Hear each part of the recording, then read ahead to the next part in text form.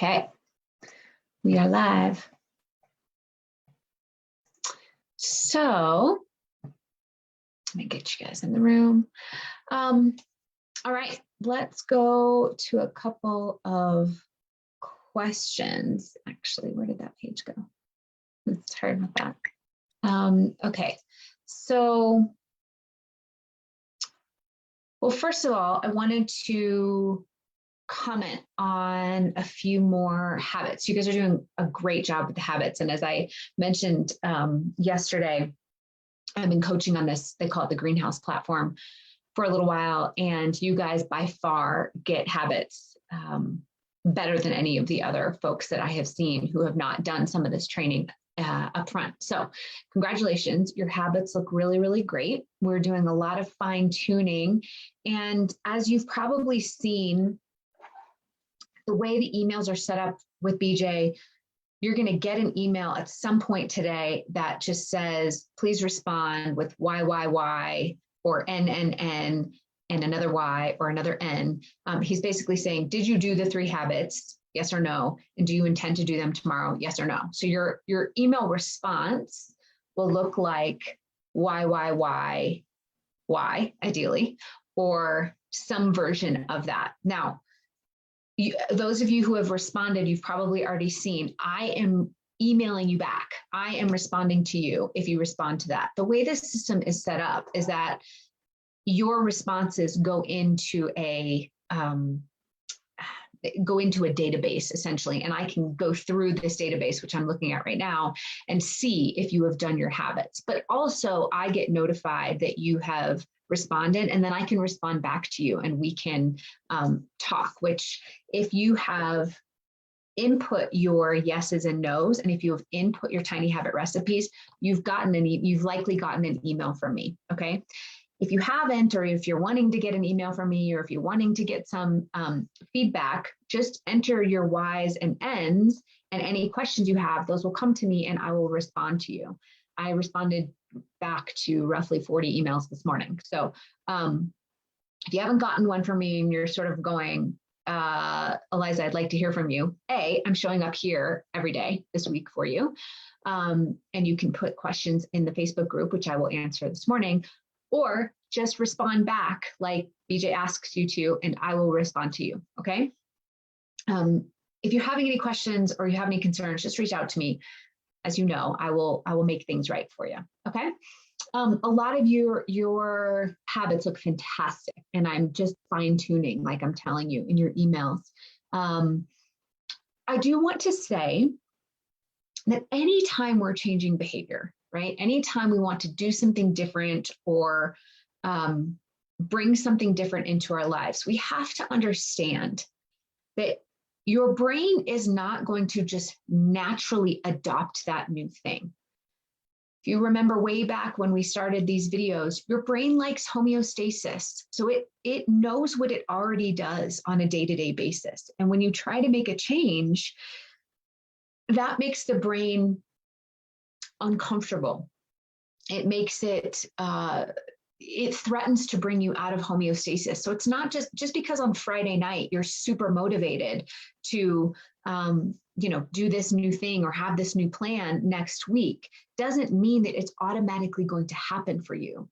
We have to take some responsibility and intentionality for our actions, right? So Tiny Habits helps us to do this. But for those of you who didn't do your habits and are kind of frustrated, well, shoot, this didn't work for me, it's not working. Remember, be patient, right? And stay committed and intentionally focused on what you want to bring about, because the brain isn't just going to say, just because you have a burst of motivation, oh, sure, I'll change and be different, because that would be out of alignment with homeostasis. The brain wants you to keep doing the same things you've always done, the way you've always done it. So it's going to take us massaging that and working that a little bit for the brain to accept, oh, I guess we will actually do this change. And also, it's not dangerous for me. It's good for me, right? So I guess that is to say, don't give up just because you didn't do it on your first day or even the first week. You might need to have a new anchor. You might need to change or iterate. So don't give up, okay? Have a little bit of patience here. Okay, a couple of other great ones I wanted to point out. Drea, you said, after I set my dinner dishes in the sink, I will start hot water for tea. Perfect. Dinner dishes in the sink, hot water for tea. Fantastic. After I put my workout shoes on, I will ride my stationary bike for 30 seconds. Fantastic. Very small amount of time. She heard my video yesterday. Awesome. After I put my breakfast on the table, I will open my Lose It app. Also fantastic. Okay. Remember, we are designing for consistency, not completion of the workout that you want to do. Okay. We are designing for consistency. So the brain remembers, oh, I like to work out at this time. Oh, I open my app and I put in my food at this time. Oh, I drink tea at this time, right? That's what we're designing for, is the consistency, not the completion of the whole behavior. And this is where a lot of people get stuck. They go, but I want to work out for 15 minutes. I want to work out for 30 minutes. I know, I believe you. And we will get there. But before you can work out for 30 minutes, your brain needs to know that this is where workouts live, right? This is the time when we do that. And if you haven't previously worked out at that time, it needs some training to remember or to learn that this is the time you work out, right? So we are designing for that consistency in this behavior design, okay? Susan, great habits. After I drink my coffee for breakfast, I will think how grateful I am for my family, right? Super simple. The only thing I would say is after I drink my coffee, does that mean you've like sort of put your coffee mug away? Does that mean you're sort of actively drinking your coffee? Just be real specific so your brain knows when to do that. After I get dressed each morning, I will stretch for 30 seconds. Awesome. Are you stretching in your closet? Are you going somewhere to stretch? Are you stretching in front of the mirror? Just get a little more specific there. Make sure your brain knows when to do it. And then after I eat my dinner, I will rest for 5 minutes. So these are really great habits, Susan, but I want to get them a little more specific, just so your brain knows when to do it. So after I eat my dinner, this was like what I was giving feedback to Alan yesterday. He was saying after work. And I was thinking, okay, well, what does that mean? What after work when? Are you driving home? Are you turning off the lights? Like, what does after work mean? Same thing here. After I eat my dinner, have you done the dishes? Did you get up from the table? Are you sitting at the table? Have you cleaned the kitchen? Is it before you clean the kitchen? That kind of thing, okay? And this is not to be nitpicky. It's because if you leave it ambiguous, the brain doesn't know when you're doing it. And remember, last week when I talked about the things in the ability chain that will keep you from doing it, remember time, money, physical effort, mental effort, or routine. If it takes too much mental effort, if the brain doesn't know when to do it, well, should I do it now? Should I do it when I'm done? Should I do it when I'm cleaning, before cleaning, after cleaning? That might be just enough mental effort to push you below the action line. Or routine, right? If your routine is to, make dinner, sit down, eat dinner, put the dishes away, clean the kitchen, go watch the TV, that's your routine. If you don't know where to anchor that in specifically in your routine's just going to happen and it's going to push you below the action line because it's not specific enough to anchor it in. Okay. So that's why I'm asking you to get a little more specific. Dina, yours were great. I loved yours, Dina. After I turn off my alarm, I will say one thing I am grateful for and celebrate with a smile. This is so what BJ calls crispy. It's so specific. After I turn off my alarm, I will say one thing I am grateful for and I will celebrate with a smile, right? We're going to talk about celebration here in just a minute. After I put my feet on the floor, I will say good morning to myself and I will celebrate with a smile. Awesome. After I brush my teeth, I will say 3 I am statements and celebrate with a yes. She's been through my shift program. She knows what I am statements are. For all of my shift alumni, this is a perfect place to put in I am statement, right? They're simple, they're specific, they're quick, and you want to be practicing those on a daily basis. So fantastic. Those are great. All right. I want to talk about a couple of things that I see in your habits that are good, but I want to point it out and teach them for everybody. So Brittany, in yours, fantastic. 2 of her habits go like this. One of them says, after I go to the bathroom in the morning, I will read 1 paragraph in my devotional. And then her 3rd habit is, after I read my devotional, I will do 1 stretch. So you can see what we're doing here. It's called stacking. she is stacking her stretch habit to her devotional habit. Now, this is a great tool if, as you can imagine, if you end up doing your first habit, right? So if we haven't anchored in the first habit, then the second habit's not going to happen, right? Because she's got, after I go to the bathroom in the morning, I will read one paragraph in my devotional. After I read my devotional, I'll do one stretch. Well, if we don't read the devotional, then there's no prompt to do the stretch, okay? So if you're going to do stacking of a habit, which is fantastic, stacking of a habit is a great tool to use. And that's what stacking means, is I'm going to add this habit to a habit I'm already doing. In many ways, you're doing that already with the anchor, right? So that's why we pick anchors that are already habitual in your life, because you're going to stack the first habit to an anchor that you already do, right? Brushing your teeth, going to the bathroom, getting out of bed, feet on the floor, those kinds of things. But in this case, she is putting in a new habit on the first anchor and a second habit to the completion of the first habit, right? So that's a different type of stack. And we just want to make sure that that first habit is anchored in really tight. Otherwise, both habits will not happen, right? So it's a very good tool. It's a smart tool because you're already doing the thing. And if you can make sure that the first habit gets cemented, the second one will likely happen because that's your trigger to do the second habit, okay? Another one of you had an example like that where you were anchoring. Let's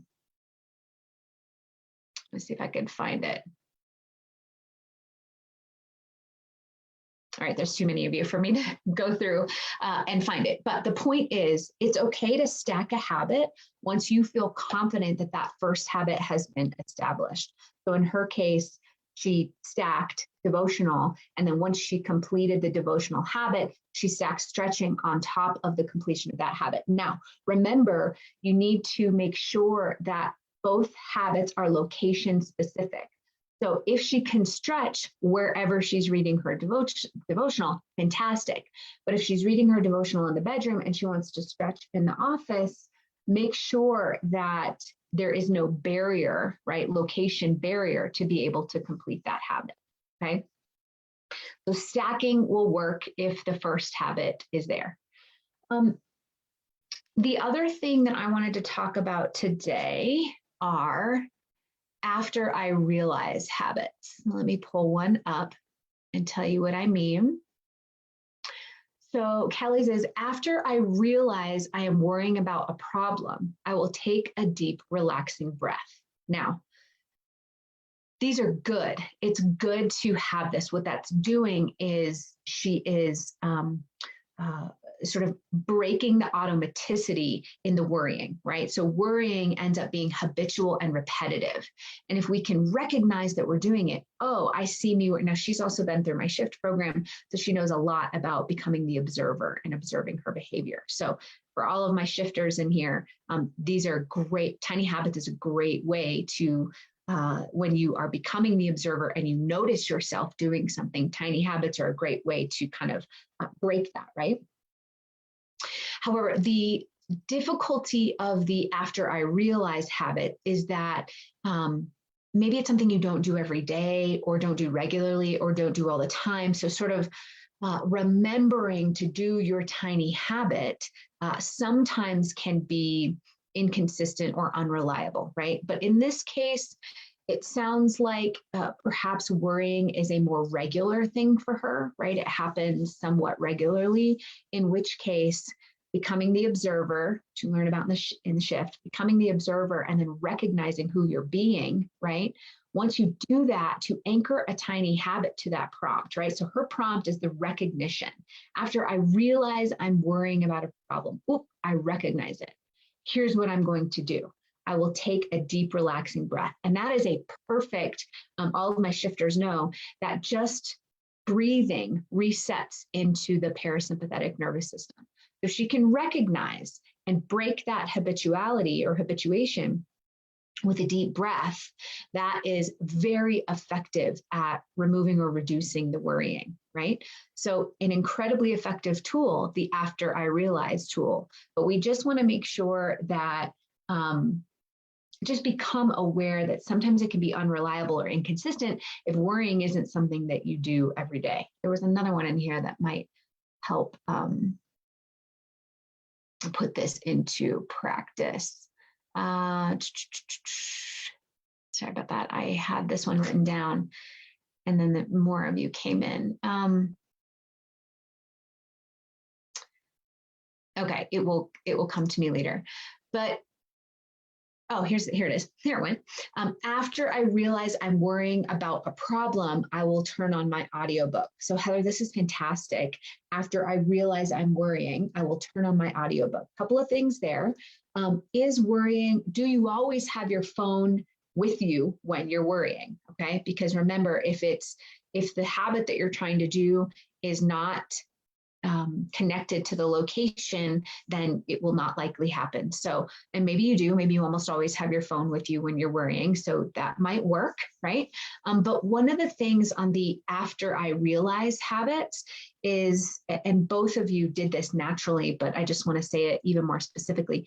When you're using an after I realize habit, meaning after I realize I'm worrying, after I realize I'm judging, after I realize I'm ruminating, after I realize I'm obsessing, after I realize I'm criticizing, right? After I realize habits, you want to make sure that you do something that resets you into the parasympathetic nervous system. So in this case, making sure she turns on an audiobook that feels good. Or in Kelly's case, I'll take a deep breath. Or you might say, I will affirm that I am worthy. Or I will write down 3 things I'm grateful for. Or all of my shifters know I will do gratitude bathing, or something that is going to reset the nervous system. So when you're doing an after I realize habit, you want to make sure that it is somewhat consistent, but then you also want to make sure that it's resetting the nervous system into the parasympathetic. So the idea is to break that habituation of the obsessive, obsessing, ruminating, judging, criticizing, those kind of compulsive thoughts, to kind of snap out of that habituation and redirect the brain to something else. So make sure you anchor it. And both of you did, Heather and Kelly, you both anchored it to something that will reset you into the parasympathetic nervous system. Okay. All right. I'm going to check on your comments here. So crazy, you guys. I get the comments after I shut this down, but I never get the comments while the video is going. So I apologize if you guys are asking me questions. I can't see them. I'm looking at it here and I don't see any comments. So, okay, hopefully that was good for today. Reminder, if you want feedback on your habits, just make sure that you are responding to the why, because those come directly to me and then I can respond back to you. You can also, oh shoot, I don't want to forget this. One of you wrote me a question on here yesterday, and I promised I would respond to it. So let me do that here. I had it pulled up, and then I was looking at here we go. Okay, so Melanie, you're saying my ultimate goal with the tiny habits is to add 30 minutes of exercise to my morning routine. Awesome, which means I need to wake up 30 minutes earlier. Okay. So she's saying she needs to get up earlier in order to add the 30 minutes to her routine. Tiny habit. So where do we make this tiny, right? Tiny habit. When the alarm goes off, I will turn on the light. So that might make me rouse out of bed. Awesome. That's a good start. Every morning, I already get dressed and take the dog out for a 30-minute walk. So she's already doing that. Okay. It just isn't exercise for me. My dog is too old. She's not getting that heart rate up. I'm all dressed and ready to go, but I don't have time to then go back and burn the calories like I want. Okay, so this is why she feels like she needs to get up 30 minutes earlier. So all of this is kind of clicking and making sense so far. Did I concentrate on the going to bed earlier, relaxation the night before, and tie the tiny habits there? Or do I continue to focus on waking up earlier? So her question is, should I focus on going to bed earlier, or should I focus on getting up earlier? And the answer to Michelle or Melanie is that we don't know. Will going to bed earlier make you get up earlier? For some people, the answer is yes. For some people, the answer is no. So we want to find out what is making it hard to do. So first, ask the discovery question, Melanie. What is making getting up earlier hard to do? Are you feeling tired? Do you have a habit of, pressing the snooze button? Do you have a habit of laying in bed and scrolling through Facebook? Is it too cold out? What is making the getting up earlier harder to do? Because that's ultimately the habit that she wants to cement, is that I want to get up 30 minutes earlier. So we ask the discovery question, what is making the habit hard to do? And from that, if it is, I'm too tired, then we might need to focus on how do we get you an extra 30 minutes of sleep. If it is, I'm scrolling on Facebook, it might need to be that we do something with your phone, right, in the morning. If it is, I keep hitting the snooze button, it might be that we need to move your alarm, whatever it is. But you first want to say, what is making the habit hard to do? So you want to ask the discovery question, okay? And then, Melanie, I love the way you thought about this, right? Like I can already get myself dressed and ready to go with the dog, right? So that doesn't seem to be the problem there. But she needs an extra 30 minutes to get her heart rate up or do something that she feels is more in line with the type of workout that she'd like to have. So ask the discovery question, what's making it hard to do? And then let's focus the tiny habit on what is making it hard to do. So Melanie, you can post to me or write back to me, or in the tiny habits, wherever you want. What is making it hard to do? And what is your idea for creating a tiny habit around designing for what's making it hard to do? So we got to get clear about what's making it hard to do first, and then we'll design the tiny habit around that.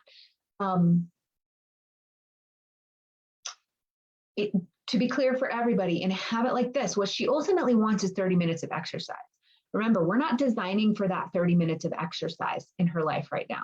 That is a habit that is going to grow organically as she gets prepared. I'm guessing that if she's up and dressed, she will be most likely to complete that 30 minutes of exercise. So what we are designing for is the up and dressed piece, right? I hope those things kind of made it more specific, okay? Any other questions, feel free to let me know. I don't see any here. I don't see any in the Zoom group. So I will sign off for today unless you all have other questions for me. I'm just looking through. Don't see any more. Okay, we will pick this up tomorrow, where I'm going to focus pretty heavily on celebration and the importance thereof. So don't forget to celebrate your tiny habits when you complete them today. All right, everybody, we'll see you tomorrow.